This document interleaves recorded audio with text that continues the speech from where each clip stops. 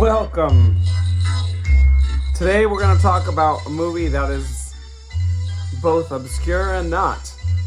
Because the movie itself is extremely obscure. So obscure that very little information about it exists online other than the fact that it was made in 1972 in the UK by a production company called Forest Hill Film Unit, which never made anything else. It's a completely indie film, but it is based on a well-known story called Something Wicked This Way Comes, which is written by Ray Bradbury, one of the best-known horror fantasy writers of all time. So, the movie and film... Actually, let's take a look at this.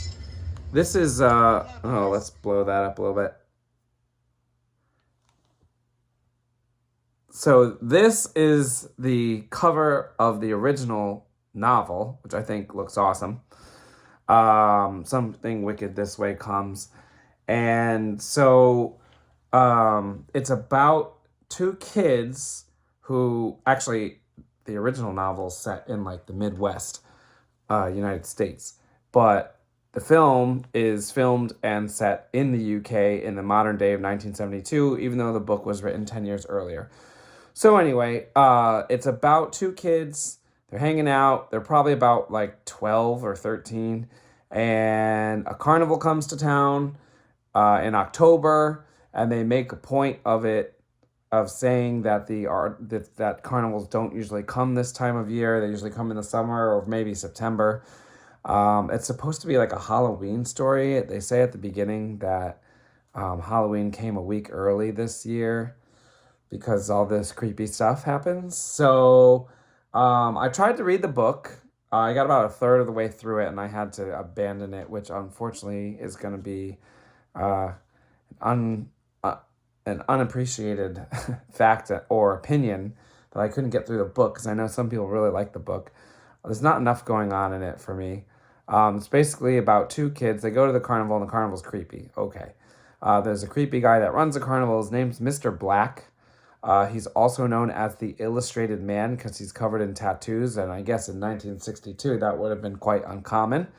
I think, if I remember correctly, in the book, the tattoos like move on their own, which they did not do for this movie. They did not even like have real tattoos in the movie. They were just drawn onto the guy. So that's not great. The movie is really, really low budget.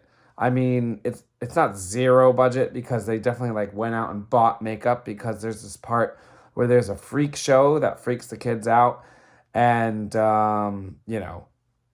they like bought that makeup. There's a witch in the movie. The witch is just wearing like a witch mask that they probably bought at the store. There's a mirror maze that is scary to the kids, and also the other important part is that one of the kids' dads is like in his 50s, which is kind of old, I guess, if you have a 13-year-old son. So that's like a thing, that's like a theme in the book and in the movie, that like this dad is insecure about the fact that he's old. The movie is not good, in my opinion. The only cool part about it is the music, which you heard a little bit about of that. Actually, the music, according to IMDb, and I question this, so the music is done by David Hewson, and IMDb says that David Hewson wrote a song for Ren and Stimpy, the cartoon that was on Nickelodeon in the 90s, and it says he also wrote a song for the 2019 version of Pet Sematary, which seems like really random. I mean, he had a lot of credits, actually, but I'm kind of guessing that it's someone else named David Hewson, but maybe it's the same guy. Maybe. Could be the same guy. But anyway, I mean, like, Ren and Stimpy is not British, so, like, that would be weird. But I guess he could have moved to, Hollywood or Universal Studios or whatever, wherever they drew up and produced Ren and Stimpy, but it seems like a stretch. So anyway, that's like basically it. Like, I don't think the movie's that good. They put very little money into it. There was a kind of a cool scene where like the illustrated man had the two kids' faces tattooed on the palms of his hands. Thought that was kind of cool. And then he gets frustrated at one point, squeezes his hands, and then like either ink or blood like comes out when he squeezes his hands.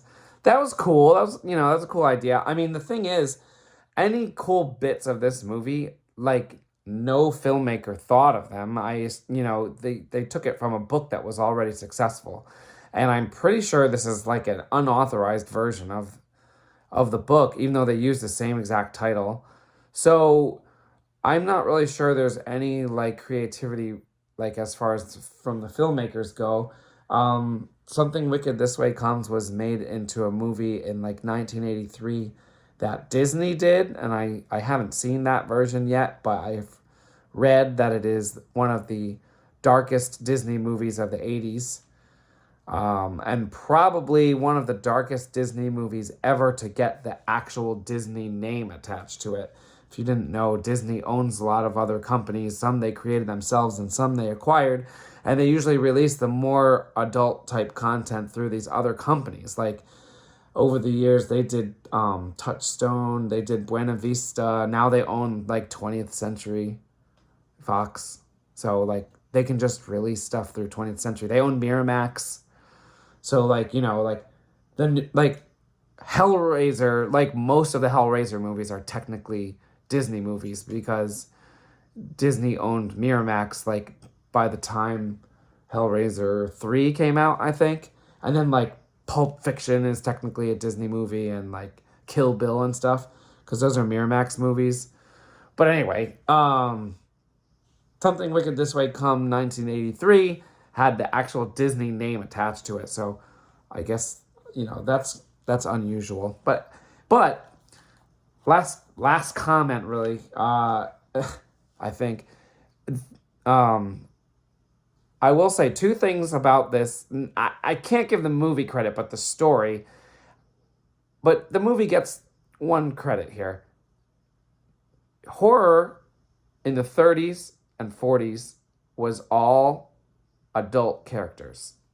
And then in the 50s, it started to have teen protagonists. Sometimes the teens were played by 20-year-olds, but you had like I Was a Teenage Werewolf and I Was a Teenage Frankenstein, and there's teenage zombie movies, teenage vampire movies, teenage caveman. All these movies came out in the 50s, and it like changed horror because it started targeting teens. But there weren't any young kid horror films. Like, and I don't mean made for kids. Actually, I mean horror films made for adults with kids as the protagonists. This might be the first one. It's definitely the first one of the 70s. You can't really credit the filmmakers for that because that's how the book is. And also, I don't think the book is targeted towards adults. Maybe this movie isn't either, but it kind of feels like it is. It's like fairly scary, even though it's not good. And the reason why I say that is because there's like weird, creepy whispering, and some of the visuals are creepy. There's this one part where they go into this tent and there's a freak show in there. And the freaks don't look great, but there is this like puppet, and the puppet starts talking, and like it's like electrified, and that would scare kids. Especially at the time this came out. So it's hard to say if it's geared towards kids. There's no like promo materials for it. All we really have is this. That's just the title card, obviously. Well, maybe not obvious. It reminds me of this book I had that was written in like the 1930s or 40s that had this same font, and it was like an ABC book I had as a kid, but it was all like carnival themed. And I gotta say, by the way, I'm a sucker for carnival themed and circus themed movies, but this was the worst one I've ever seen. It's just like poorly done, and the story is only moderately interesting to me. Like, two kids find a creepy carnival. Okay. There's a freak show. Okay. I don't know. It just, not enough happens in it. Maybe that 80s version is good. I heard it actually departed from the source material. I don't know if I said this already, but this was Ray Bradbury's second novel. I don't think I mentioned that. his second novel. His first one was Fahrenheit 451, which I remember reading in high school. That's where books become illegal and the firemen burn the books. That's kind of a cool idea. Ray Bradbury also wrote this short story called The Veldt, which I read, and it was about that is cool. That they should make that into a movie. The Veldt is about these kids who are super rich and their parents buy them this room, and when they go into the room, it can transform into anything they think of, and it like becomes pseudo reality, and so they end up imagining that they're on an African veldt and there's like lions and like all sorts of animals, and then they like imagine that their parents there, and then they have the lions like eat their parents, which is like crazy. That's the best Ray Bradbury story in my opinion. Yeah, so this movie wasn't that good. I give it a 3 out of 10. Cool that it has kids as the protagonists in a fairly scary movie. Also, I will say there are quite a few parallels between this movie and It, the story, and then movies, It. I tried to actually look up to see if Stephen King cited this story as an influence, because not only, well, there's like a carnival theme here, and you know, Pennywise in It is a clown, so that's kind of related to a carnival, sort of, or a circus, I guess. I guess clowns are more of circus things, but they do mention clowns in this movie, and there is a clown in it, and we have child protagonists in a non-child story, and in It, I forget what the number of years is, but it returns to Derry like every, I don't know, 27 years or something. And this carnival does that. This carnival appears every so often, and they go to the library where one of the kids' dads work, and they find out like through old newspapers that the carnival like appears sometimes, and that happens in It. So It definitely takes multiple plot points and themes from this story, although again, I'm not crediting the movie for that, but the story is kind of cool. So yeah, I think this is important for being the first kid horror, but like not for kids. So anyway, Something Wicked This Way Comes. Cool title too, by the way. And the music was cool. So David Hewson, whether you wrote a Ren and Stimpy song or not, this music is cool. Definitely the highlight of the movie. All right, we'll see you next time for a possibly less obscure film.